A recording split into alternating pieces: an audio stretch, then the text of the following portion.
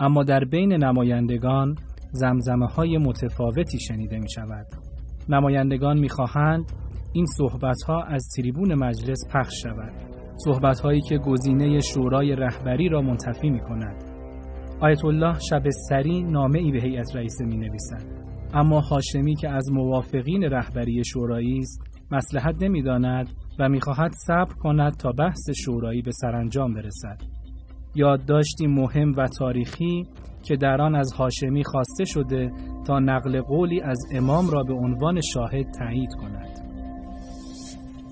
چون بحثا خیلی طول کشید گفتن که بعضی پیشنهاد کفایت مذاکرات دادن و بعد هم گفتن که هرچه زودتر باید تصمیم بگیریم.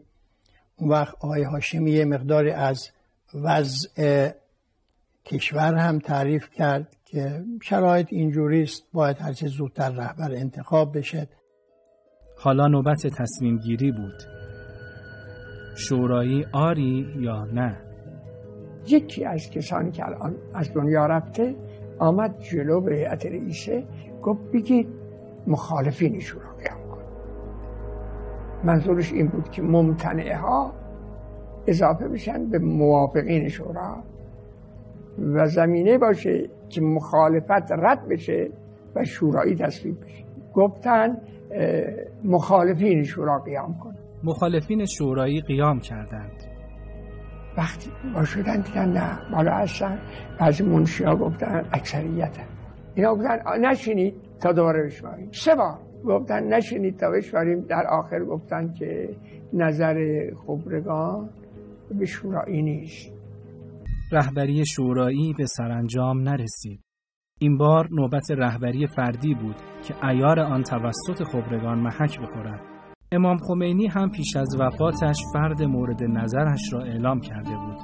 هاشمی رفسنجانی و موسوی اردبیلی خاطره‌ای دارند که بیان آن می‌تواند نوشداروی چالش احتمالی نظام نوپا باشد.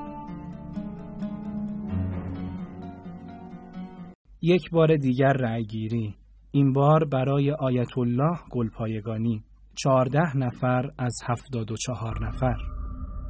باز هم نامه‌ای دیگر برای هیئت رئیسه، نامه‌ای همزمان با رأیگیری از طرف آیت الله شبستری و آیت الله معصومی و باز هم درخواست برای تایید نقل قول منتسب به امام.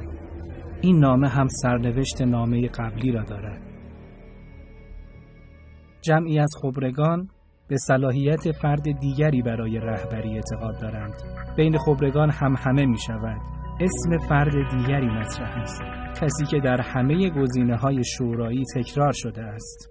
سید علی خامنه‌ای، رئیس جمهور وقت. یک مجتهد با توان بالای مدیریت سیاسی و مقبولیت بالای مردمی. همه در بین خبرگان ادامه دارد. آیت الله معصومی قیام می کند. با صدای بلند هاشمی را خطاب می کند.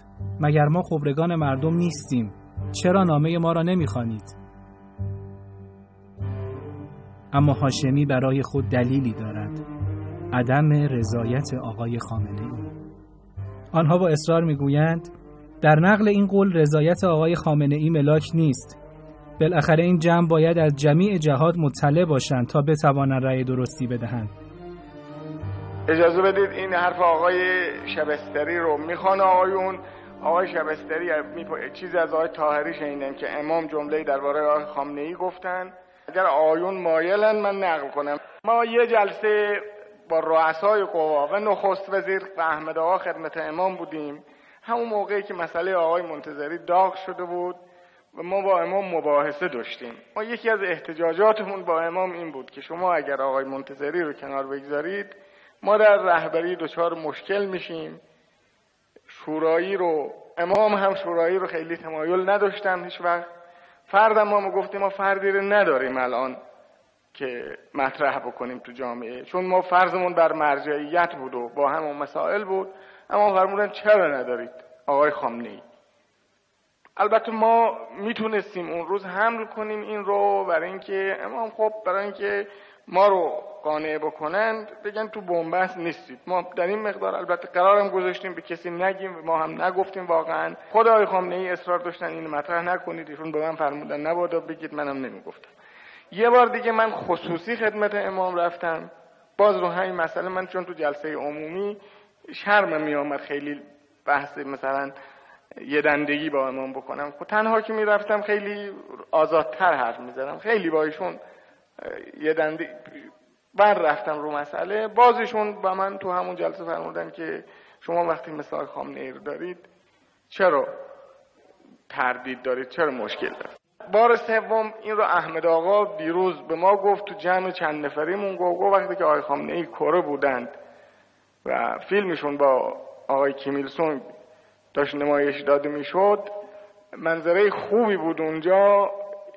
من گفتم که آقای احمد آقا گفتن که من گفتم آقای خامنه‌ای خوب جا افتادن تو این، واقعا خوب آبرویی هستن برای نظام. ایشون فرمودن که واقعا ایشون شایسته رهبری هستن. اینم حرف سومی است که البته این من از احمد آقا نقل میکنم. با وجود بیان این خاطرات هنوز یک نفر سخت مخالف است. ایشون رنگی سرخ شده، نوهاتش دم شد بدون اجازه، بدون که وقت بگیره، اما پشتش